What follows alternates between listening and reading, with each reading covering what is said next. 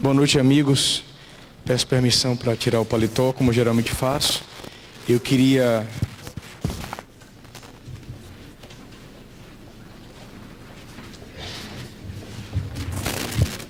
agradecer imensamente o convite que me foi feito pelo grande professor amigo Rodrigo Mazei. Depois do nascimento das minhas filhas gêmeas, eu tenho viajado, impressionado muito as minhas viagens. E foi muito difícil recusar um convite com um duplo apelo. O apelo do convite provir de um amigo e um jurista brilhante, professor Rodrigo Mazei, e o convite partir desse estado, um estado muito querido para mim. Há muito tempo eu não vim aqui no Espírito Santo, de maneira que compensa cada instante haver acordado às 3 da manhã, deixado minhas pequenas, para estar aqui hoje prestigiando a Semana da OAB. Eu não tive a honra de escutar o professor Sérgio Ferraz, e a perda foi toda minha por conta disso, o grande professor Sérgio, mas tive a honra de escutar o professor Dierli na sua preleção. E fiquei profundamente encantado com a imensa capacidade de articulação de ideias do professor. Um ponto da preleção dele me tocou em especial, a preocupação com a matriz teórica dos precedentes, porque essa preocupação eu tenho colocado muito e conversado muito com os advogados, meus colegas e amigos de trabalho, porque a justiça, ela só vai efetivamente mudar quando todos nós compreendermos a fugacidade da nossa passagem. Eu digo isso sempre. É importante que nós tenhamos consciência de que essa visão sectária que por vezes existe, nós pagamos um preço muito grande por isso. De maneira que estar aqui na semana da OAB, me permitam dizer, é como se eu estivesse em casa. Porque eu sinto, junto à advocacia, eu sinto em relação à advocacia um respeito, um carinho imenso. De maneira que eu digo sempre aos meus alunos isso. É claro que em qualquer carreira há maus profissionais, né? Não é só advogados, juízes, engenheiros, mas é compreender. De maneira que eu digo sempre a eles, o atendimento, o cuidado que você tem em ouvir o outro. Não pense você que muda quando você se forma. Comece em casa. E isso você leva para a sua formação acadêmica, para a sua formação profissional depois. Então, quando o aluno meu diz assim, professor, como é o atendimento em relação ao advogado? Eu respondo simples. Eu paro qualquer coisa que eu esteja fazendo para atender um advogado. Qualquer coisa. Se eu não atender você naquele instante, eu estou no banheiro. Eu parei, eu vou ouvir. Como, da mesma maneira, isso serve para tudo. Para todos os campos da nossa atuação hoje. Nós vivemos uma crise muito profunda. Uma crise que parte principalmente de não ouvirmos o outro. Em todos os níveis. E há um ponto, quando eu escutava o professor Dierli, e eu vou respeitar meus 30 minutos, eu ouvi a sua brilhante capacidade de articulação de ideias. Eu me recordava de uma obra que eu costumo citar em minhas palestras, que me marcou. Uma obra de Arthur Schopenhauer, Como Vencer um Debate Sem Precisar Ter Razão. Uma obra de dialética erística. É uma obra inacabada de Schopenhauer. Em 38 estratagemas, ele demonstra como você pode desconstruir o diálogo do outro. Isso é muito interessante. Normalmente no momento em que o nosso sistema recursal mudou tanto, ele se tornou tão argumentativo a despeito da reforma que houve no CPC de 2015. Mas nesse livro, Como Vencer um Debate Sem Precisar Ter Razão, em 38 estratagemas, é interessante que eu costumo usar uma partezinha dele em relação à minha esposa, porque um dos argumentos que Schopenhauer ensina o leitor a identificar no diálogo, na dialética, no embate intelectual com o outro, um dos pontos argumentativos para você descobrir que o outro está tentando lhe convencer, você tentar convencê-lo, é o argumento ad absurdum. Então, por exemplo, eu escuto a preleção do professor Mazei, do professor Dierli, e digo assim, olha, quanto a esse ponto do sistema recursal, eu não sou favorável. Aí o meu interlocutor diz, então você é contra o Código de Processo Civil? Esse é o argumento de absurdo que minha esposa às vezes usa comigo. Quando quer, Pablo, vamos embora para tal lugar, no shopping. Eu falei, não quero ir hoje. Aí ela remata, então você não gosta de ir ao shopping? Aí eu digo, argumento schopenhaueriano. Claro que eu não, né? O ponto que mais me tocou na obra dele foi quando em determinado momento ele diz que por vezes, palavra de Schopenhauer, no embate dialético, por mais que você tenha razão, e ele diferencia duas expressões em alemão, Recht haben, Recht behalten, você tem a razão, o outro não cede. E segundo ele, muitas vezes não cede por conta da vaidade. Eu não estou no campo, obviamente, argumentativo processual. Eu estou em relação a um aspecto muito mais profundo, no nível mais profundo. Porque é muito importante que nós saibamos que o atual momento do nosso direito exige um desapego de ideias passadas. Eu tenho visto isso. Eu vi muita coisa quando ingressei na magistratura, cedo. Estudei para advogar, mas a mão divina me fez seguir o caminho da magistratura. Estudei, até o último instante, Fred Didier, meu colega de turma, amigo e irmão, sempre quis ser juiz, e eu sempre quis advogar, e a vida inverteu os papéis, porque às vezes a vida faz isso conosco, nós não sabemos o que nos aguarda, e nesses 24, a partir desses 18, 19 anos de magistratura, eu percebo que muitas vezes, o apego às ideias é uma manifestação de vaidade. E quando eu falo apego às ideias, eu não me refiro à persistência que você tem de ter na defesa de uma tese, não é nesse sentido. Eu digo o apego em relação à escravidão de ideias, que muitas vezes custam muito caro. E uma dessas imagens, para mim, diz respeito à construção de um conceito que nos é muito, muito especial, que é o conceito de paternidade. Não adianta eu querer dizer a vocês o que significa paternidade. Juridicamente, diversos autores produziram páginas e páginas a respeito desse tema, mas é muito difícil você descrever até que você viva. O mais próximo que eu cheguei desse conceito, antes de ter filho, foi quando numa audiência de adoção, em que o juiz precisa ouvir o pai adotivo, eu dei a palavra ao pai, a filha contava com 15 anos de idade, ele não conseguia falar, ele soluçava, eu disse, o senhor não precisa falar mais nada, as lágrimas do senhor estão registradas aqui, o senhor é o pai, porque o conceito de paternidade foi se transformando. E volto ao que eu disse antes, o desapego. O apego é a pior sina do humano, em todos os níveis. Material, o apego à matéria, o apego às coisas, o apego às ideias, o apego às pessoas. Todos nós, de alguma maneira, lutamos em relação a isso. Eu luto, depois que tive minhas filhas. Passei a ter medos que eu não tinha antes. Quem é pai talvez vai entender isso. E quando eu digo quem é pai, não significa biológico. O ponto do apego principal é esse. Eu começo aqui. Porque por vezes um conceito que lhe foi ensinado na universidade, ele cria uma espécie de ranhura cerebral, um sulco. E faz com que você agarre um conceito eternamente e muitas vezes não se desapegue dele. O direito de família impõe um novo horizonte de desapego às ideias. Um horizonte necessário, muito importante para o advogado, o primeiro juiz da causa. O advogado que toma o contato com o cliente, que sofre com o cliente. Eu digo sempre aos advogados que militam na minha unidade, venham aqui sempre que precisarem, porque eu sei que a parte lhe pressiona e você vem me pressionar. É um jogo, é um dominó. Venha, vou tentar fazer o possível. Aquilo que o professor colocou, hoje exige-se do juiz uma produção fordista. E eu digo aos meus alunos, eu tenho de ler o processo.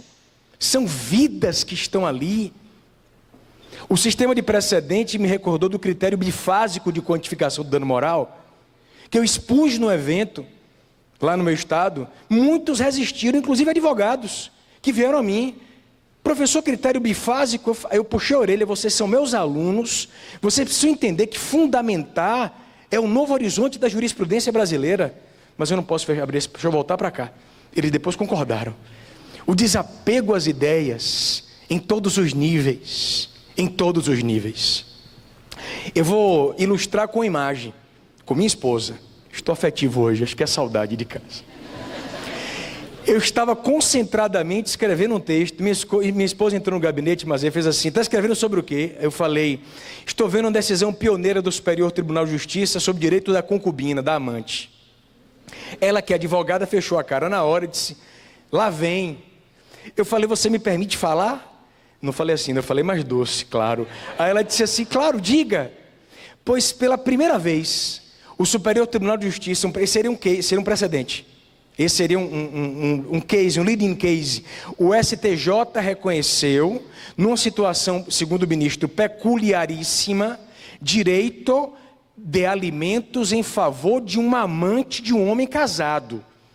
Quando eu acabei de dizer isso, minha esposa, a tromba, que eu só havia visto essa tromba uma vez, um parêntese dentro do parêntese, quando eu estava noivo, e talvez, mas por lecionar civil, eu sempre quis falar de regime de bens. Eu ensino regime de bens, então eu tinha um sonho de, no momento da habilitação do meu casamento, falar do regime de bens. Descobri algo terrível. É um assunto horroroso para você ter com sua noiva.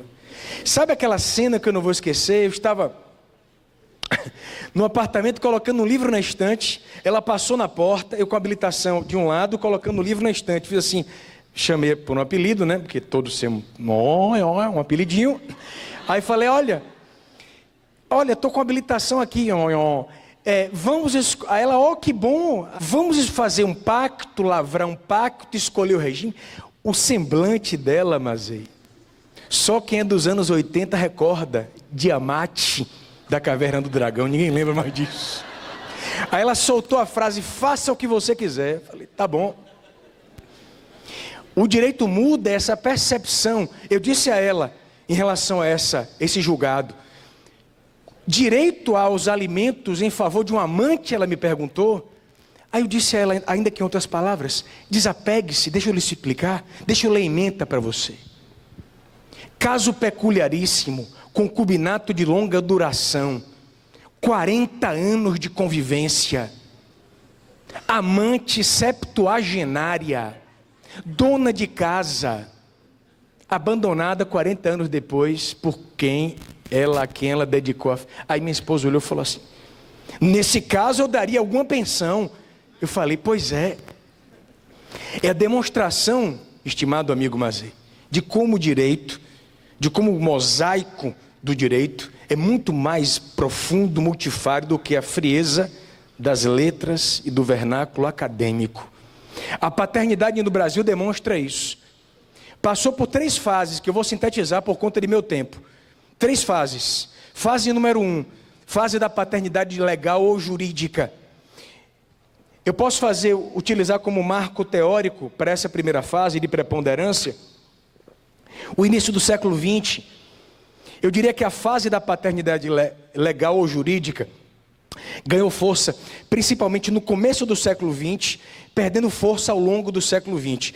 De acordo com essa fase 1 da paternidade legal ou jurídica, presta atenção, como a ciência não estava ainda avançada e desenvolvida, início do século XX, cabia à lei determinar quem era o pai. E por presunção quase absoluta, artigos 338, 339, 342 do Código Civil de 16, o pai, por presunção legal quase absoluta, era o marido da genitora, por conta do casamento. Todos sabem disso. Isso gerava uma presunção duríssima, porque era quase absoluta. Vide, por exemplo, o sofrimento de Bentinho em Dom Casmurro. Capitu traiu ou não Bentinho? Ele era o pai ou não era?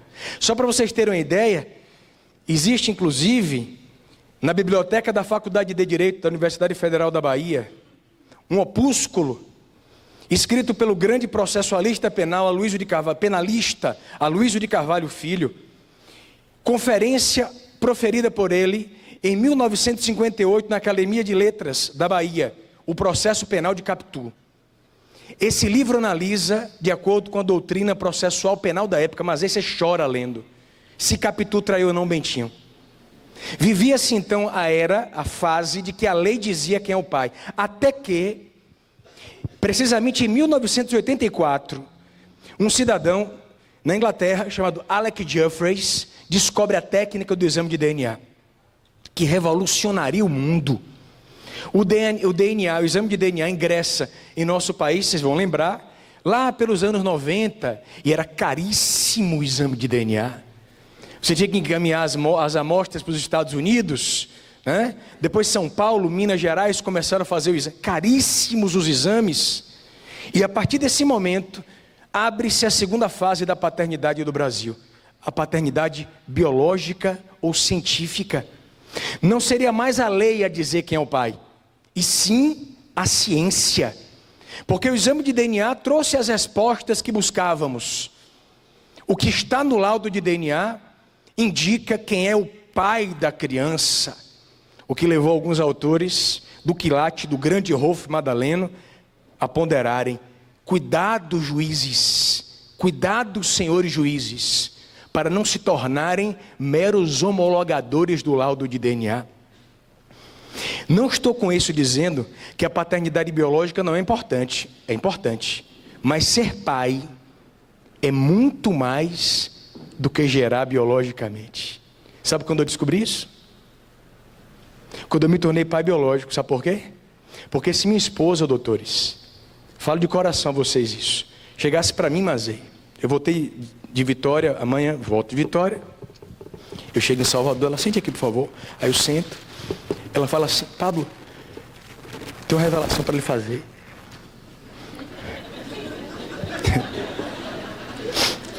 Giovana e Gabriela não são suas filhas. Aí um aluno perguntou: Pablito, o que você faria? Eu falei: não sei. Seria hipocrisia minha supor o meu comportamento. Não sei. Você perdoaria? O que eu sei é que eu não iria agredir minha esposa. Nunca iria agredir minha esposa. Nunca. Mas faça ela me bater. Nunca farei isso. Eu não iria. Agora, uma coisa eu digo, Mazei: eu iria constituir Rodrigo Mazei, Dierley Nunes com meus advogados. Nós iríamos até o tribunal de Haia, defendendo a minha paternidade, porque eu sou o pai delas. Pai não é que gera necessariamente. Há tios aqui nesse auditório que tem no sobrinho filho, eu garanto isso.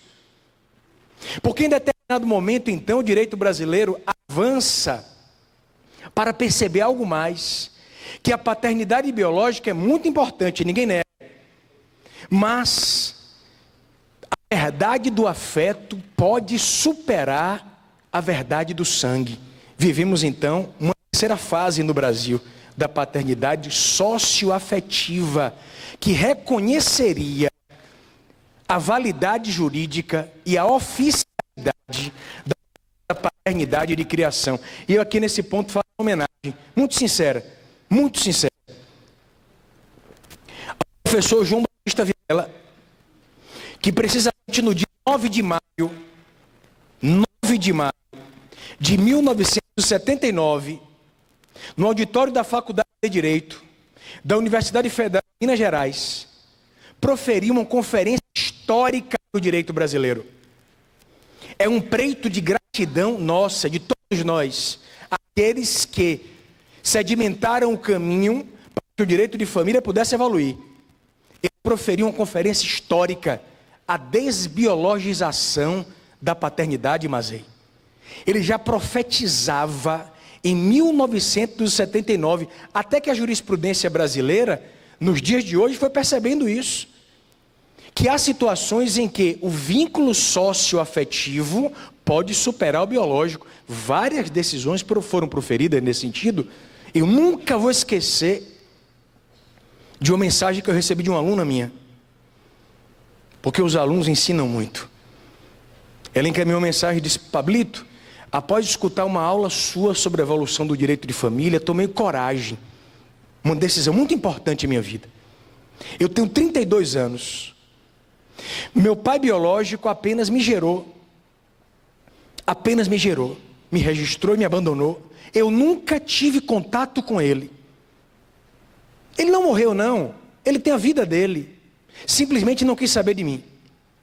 Eu fui criada pelo meu padrasto, meu pai socioafetivo, meu paizinho, e vou ingressar com uma ação, preste atenção, declaratória de paternidade socioafetiva, para que o juiz determine o cancelamento do registro do meu pai biológico, que apenas me gerou, e mantenha como meu pai oficial o meu pai socioafetivo. E não foi a única decisão não, Mazei.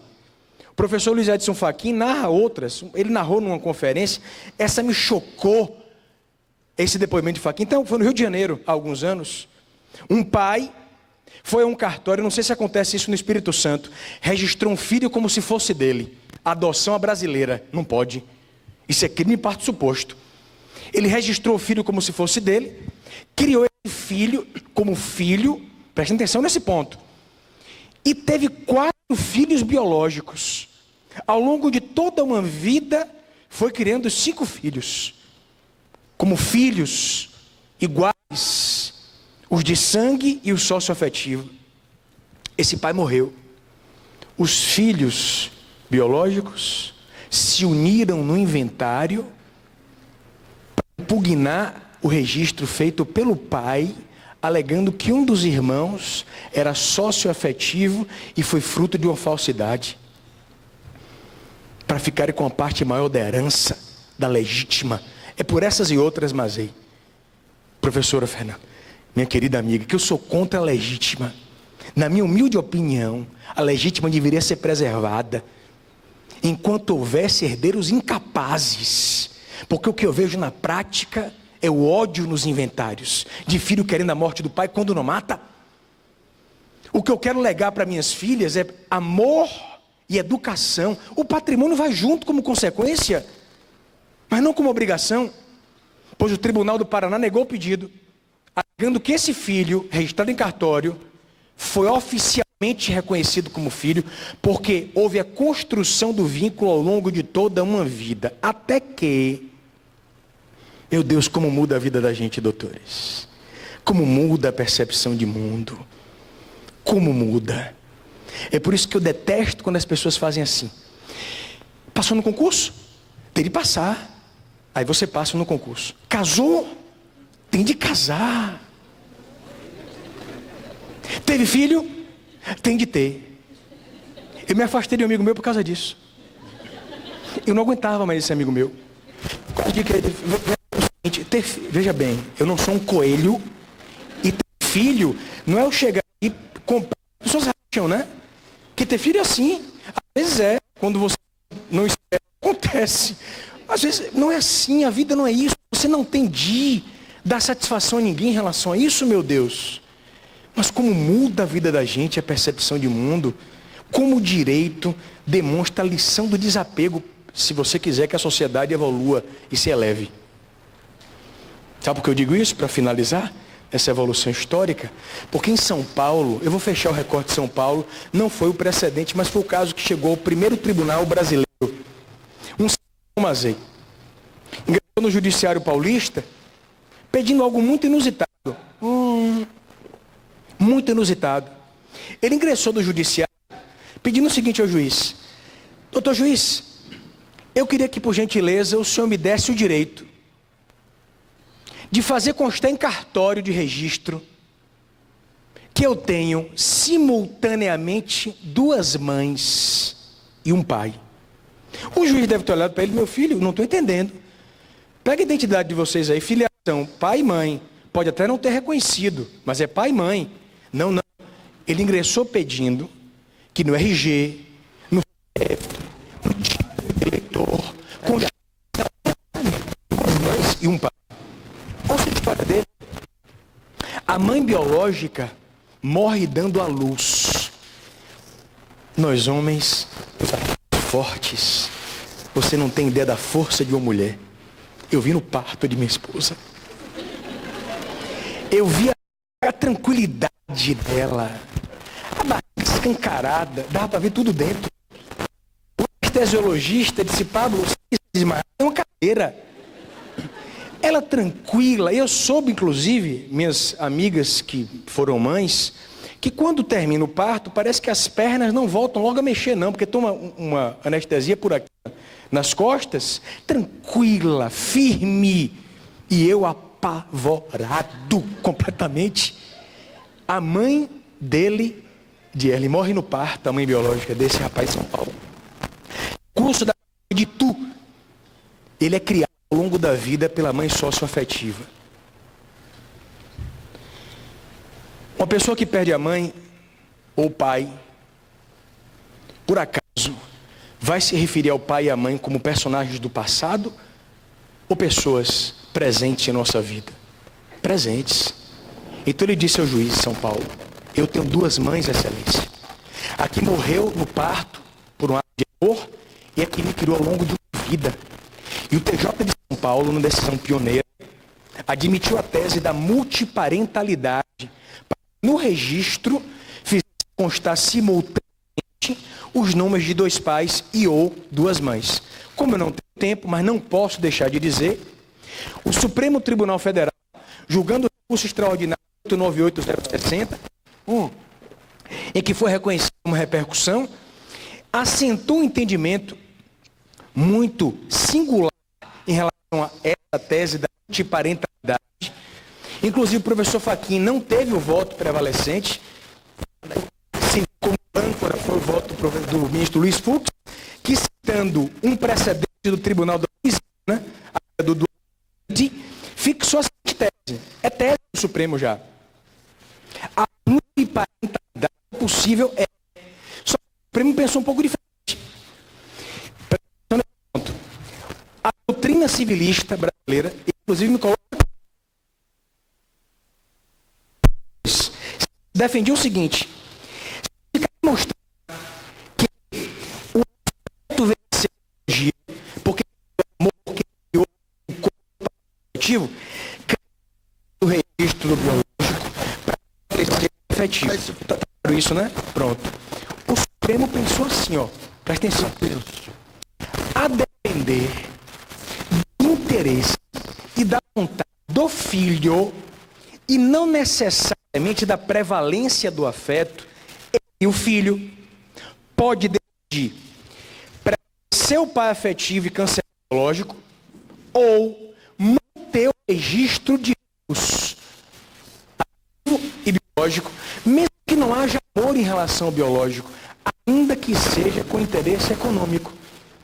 Então, se eu fui criado por um pai só afetivo e sei que é biológico, o Supremo, por meio a possibilidade de eu fazer o registro, o nome do pai socioafetivo, que me criou e me deu amor, e do biológico, ainda que o meu interesse seja exclusivamente econômico.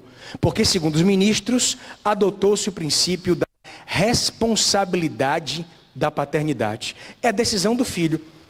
Então, se você for abandonado pelo seu pai biológico, espero que não aconteça, ou por sua mãe biológica, mutatis mutandis, é decisão sua. Apenas o nome do afetivo ou manter, segundo a tese da pluriparentalidade, o nome de ambos.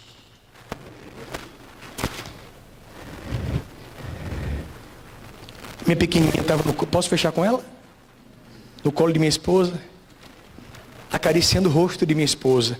Eu acho uma moça bonita, pelo menos eu acho. Aí ela fez assim, mamãe, você é tão linda.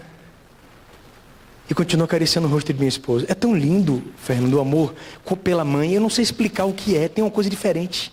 Embora há pais que são mães, viu? Só um parêntese. Aí ela acariciando o rosto de minha esposa, mamãe, você é tão linda, tão linda. Aí minha esposa perguntou, e papai? É engraçado. Muito bem, doutores.